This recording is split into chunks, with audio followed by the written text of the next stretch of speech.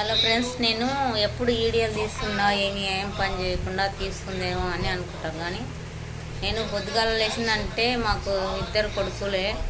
నేను పొద్దుగాల లేచిందంటే ఇల్లు ఊడ్చుకొని అన్నం వండుకున్న తర్వాతనే కూరలు చేసుకున్న తర్వాతనే నేను ఎప్పుడన్నా నాకు వీలు అప్పుడప్పుడు పొద్దుగాల లేచి ఇవన్నీ పనులు చేసుకున్న తర్వాతనే ఈ వీడియోలు పెడతాను. మీకు నచ్చితేనే షేర్ చేయండి.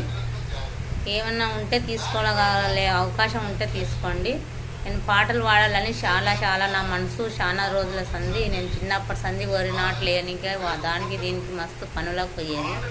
అయితే మేము నాట్ల కాడ ఇట్లంగా మేము చాలా పాటలు పాడుకునేది. అంటే అవి కొంచెం మా పాటలు అనేది మీ దాంట్లోనే వస్తున్నాయి కాబట్టి నేను వాడలేకపోతున్నాను. అయితే నేను కొంచెం పాటలు ఎవరి వల్లనన్నా వచ్చి మీ తరపుకి వచ్చి నేను పాటలు పాడాలనుకున్నాను. మీ ఎవరైనా దేవాల్సిన వాళ్ళు ఉంటే నన్ను తీసుకెళ్ళి పాటలు పాడించుకోవాలని నాకు ప్రేమ చొప్పున నేను చెప్తున్నాను. ప్రెస్సిగా ఇదే మా ఇల్లు. అప్పుడు ఇందిరమ్మ ఇచ్చిన అవకాశంలా మేము ఆమె బిల్లుతోటే మేము ఇల్లు కట్టుకున్నాము. అప్పటి నుండి ఆమె ఇల్లుతో ఆమె ఇచ్చిన దాంట్లోనే మేము ఇల్లు కట్టుకొని మేము ఉండాం. అంతే, ఇక్కడనే ఇల్లు కట్టుకున్నాము. అప్పుడు సిమెంట్ సంచులు ఇట్లా సొజ్జల్ లెవెల్ అయినాక కొంచెం బిల్లులు అవి ఇస్తే మేము ఇల్లు కట్టుకున్నాము ఇక్కడనే. ఇప్పుడైతే మాకు రాలేదు, కానీ అప్పుడైతే మాకు వచ్చింది బిల్లు వచ్చింది. ఈ ఇల్లుకు అదే చెత్త పోసుకున్నాం మేము. తినలేదంటే అన్నం కూడా ఉంటుందంట.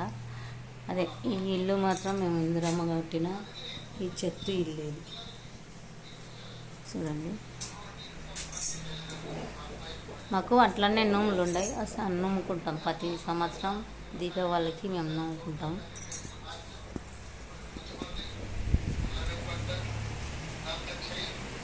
అంటే ఇది కూడా మళ్ళీ తర్వాత కట్టుకున్నాం ఈ ఇల్లు. మేము మళ్ళీ తర్వాత కట్టుకున్న తర్వాత కూడా మళ్ళీ ఏం చేసినామంటే మేము మా వాళ్ళు సొంతంగా కష్టపడి మళ్ళీ ఆ ఇల్లు కట్టుకున్నాం. మళ్ళీ సొంతంగా కష్టపడి ఇక్కడ ఏం చేసినామంటే మేము ఈ రేకులు వేసుకున్నాం. మళ్ళీ ముంగలకి రేకులు వేసుకున్న తర్వాత కాంపౌండ్ కట్టినాం మేడం. ఇక్కడ కాంపౌండ్ మొత్తం కట్టుకున్నాం మేము. ఇక్కడ ఊరు బయటికి ఉంటుంది మసాలం. కాంపౌండ్ కట్టుకొని అట్లా అలాగనే నేను పాటకు కూడా పెట్టేశాను. ఎవరు రావు ఇంటికి రాకుండా పాటకు కూడా పెట్టేశాను అంతా.